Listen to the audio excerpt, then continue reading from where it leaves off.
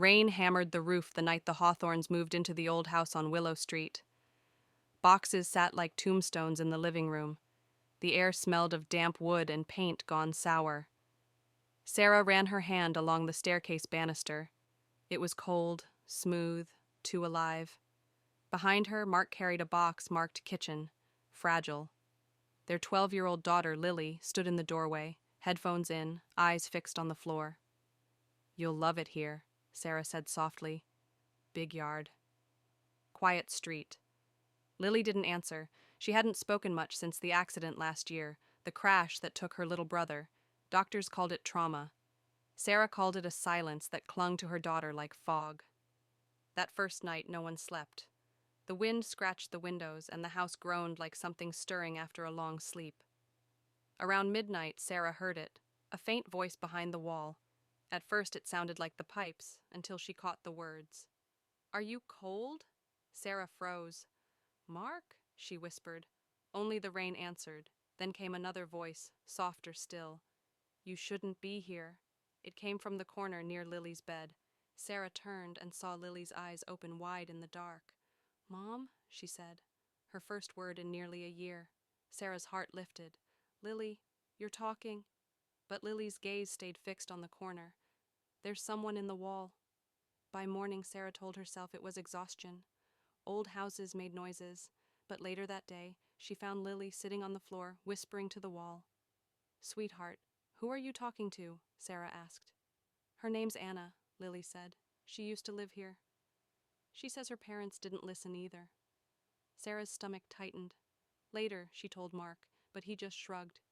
"Kids have imaginary friends." "It's fine."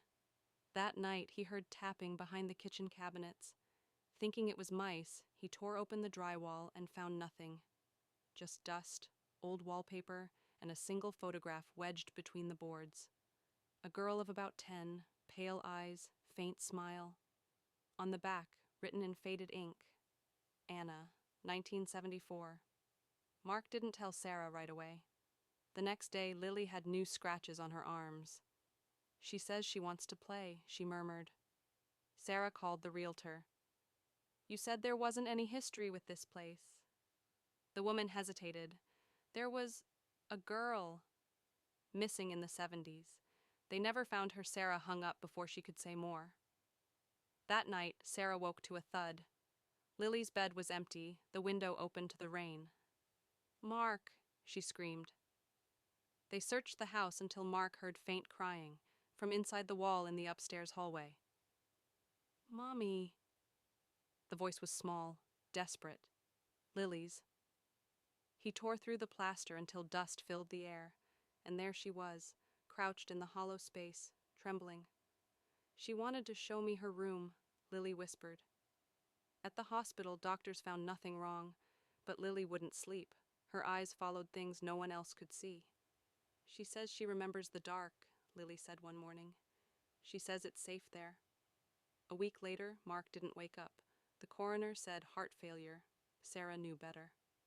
That night, she found Lily by the window, watching the rain. "Did you see Daddy last night?" Sarah asked. Lily turned slowly. "Anna did." After that, Sarah couldn't stand the house. It seemed to pulse when she walked through it. The lights dimmed. The air carried a low hum like a trapped breath. In the basement, she found old newspapers yellowed with time. "Girl found dead behind walls of family home," the headline read. The photo was the same girl. Anna. The article said her parents found her body during renovations. She'd scratched words into the wood. "Let me out." Sarah dropped the paper. From the darkness came a whisper, gentle, mocking. "She's mine now." Sarah tried to flee that night. She packed a bag, grabbed Lily, and ran to the car. But the engine refused to start. The lights of the house flickered like candle flames. She looked up at Lily's window and froze. Two shapes stood there, Lily, and a smaller figure beside her, both smiling. The rain swallowed her scream. When the police arrived the next morning, the doors were locked from the inside. The house was empty. Only one thing stood out, a strip of fresh wallpaper on the upstairs wall, still damp with glue. When they peeled it back, 2 words were carved into the wood. We're home. Weeks later, the house went back on the market. A young couple toured it, holding hands as the realtor spoke about vintage charm. "It's beautiful," the woman said. "Feels peaceful." The realtor smiled politely. "It always does at first." As they left, a faint voice drifted down from upstairs, soft, almost kind. "Are you cold?"